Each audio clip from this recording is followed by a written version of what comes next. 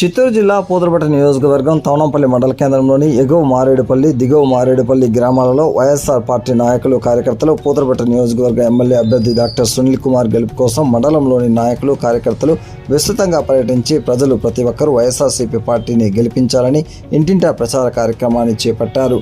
ఈ కార్యక్రమంలో మండల కన్వీనర్ సిద్దంపల్లి హరిరెడ్డి, ఎంపీపీ పట్నం ప్రతాప్ రెడ్డి, గీతా హరికృష్ణారెడ్డి, వైఎస్ ఎంపీపీ పారిశ్రామికవేత్త ప్రకాష్ రెడ్డి, జడ్పీటీసీ భారతి మధుకుమార్, రవిరెడ్డి, సాయిరెడ్డి, వైఎస్ఆర్సీపీ నాయకులు, కార్యకర్తలు అధిక సంఖ్యలో పాల్గొన్నారు.